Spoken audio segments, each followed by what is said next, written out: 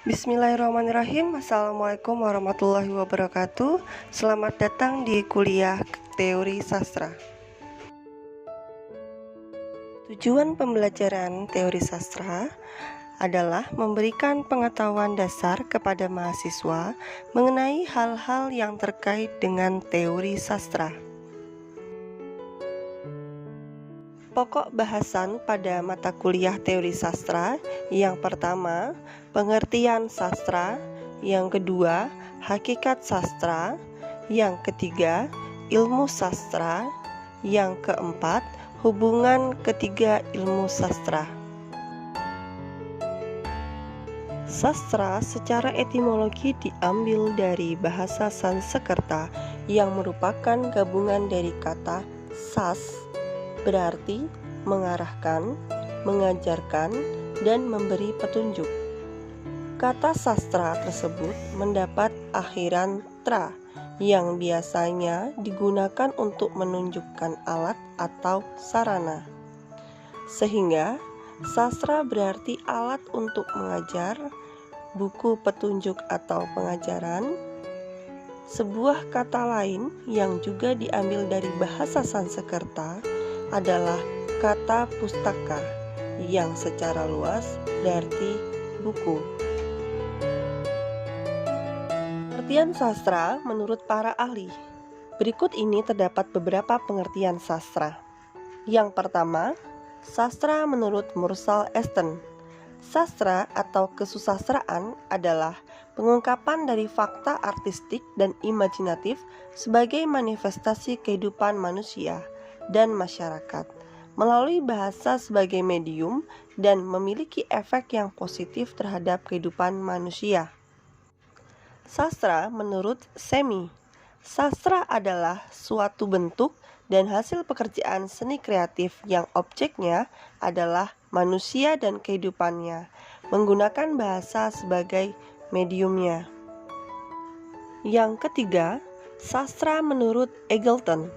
Sastra adalah karya tulisan yang halus atau karya yang mencatatkan bentuk bahasa harian dalam berbagai cara dengan bahasa yang dipadatkan, didalamkan, dibelitkan, dipanjang tipiskan, dan diterbalikkan, bahkan dijadikan sesuatu hal yang sifatnya ganjil.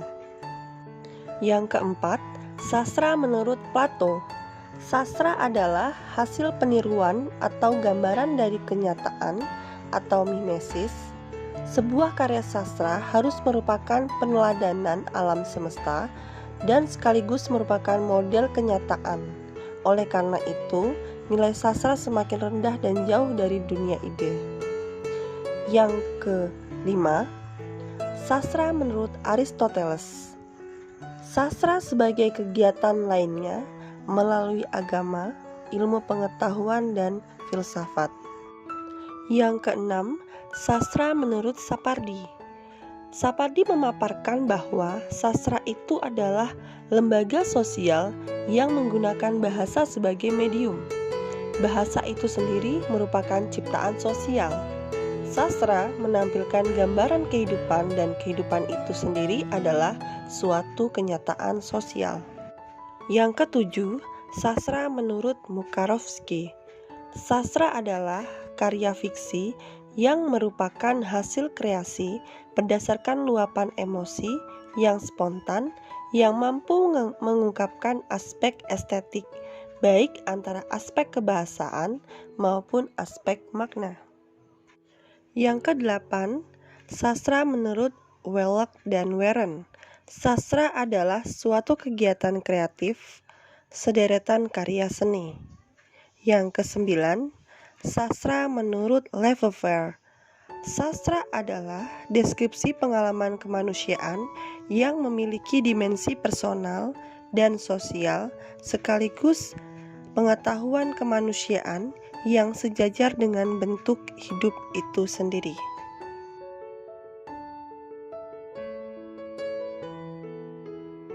Hakikat sastra. Untuk mempelajari sastra lebih dalam lagi, setidaknya terdapat 5 karakteristik sastra yang mesti dipahami.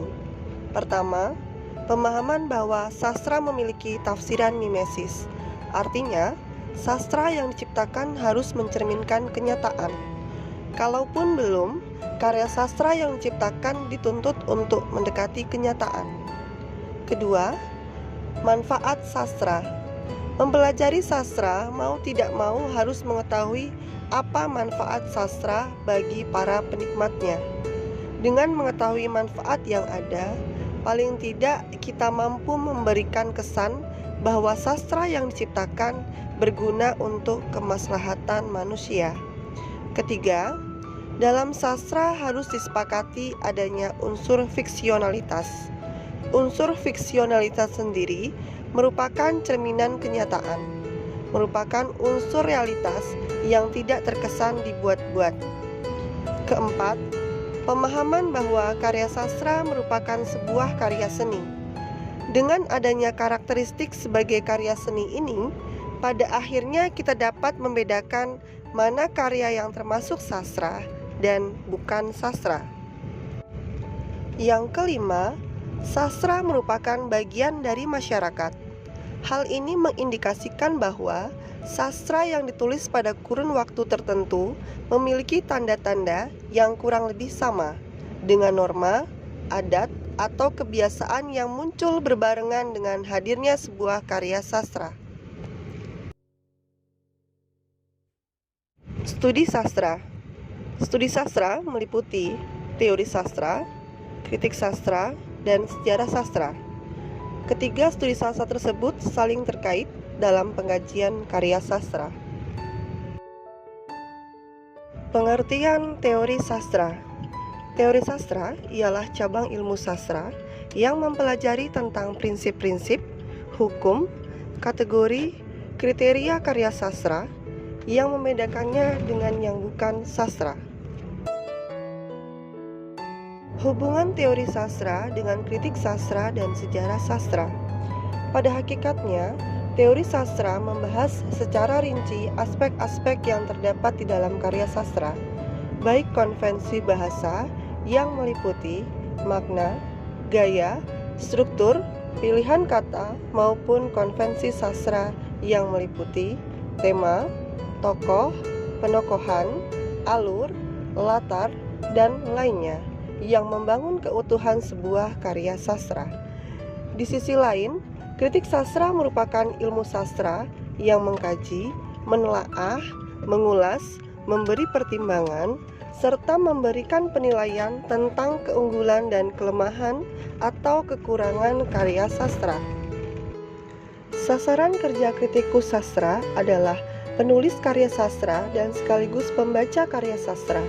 Untuk memberikan pertimbangan atas karya sastra, kritikus sastra bekerja sesuai dengan konvensi bahasa dan konvensi sastra yang melingkupi karya sastra. Demikian juga terjadi hubungan antara teori sastra dengan sejarah sastra. Sejarah sastra adalah bagian dari ilmu sastra yang mempelajari perkembangan sastra dari waktu ke waktu, periode ke periode, sebagai bagian dari pemahaman terhadap budaya bangsa. Perkembangan sejarah sastra suatu bangsa, suatu daerah, suatu kebudayaan diperoleh dari penelitian karya sastra yang dihasilkan para peneliti sastra yang menunjukkan terjadinya perbedaan-perbedaan atau persamaan-persamaan karya sastra pada periode-periode tertentu. Secara keseluruhan, dalam pengkajian karya sastra antara teori sastra, sejarah sastra, dan kritik sastra terjalin keterkaitan. Sampai jumpa pada pertemuan selanjutnya. Saya akhiri. Assalamualaikum warahmatullahi wabarakatuh.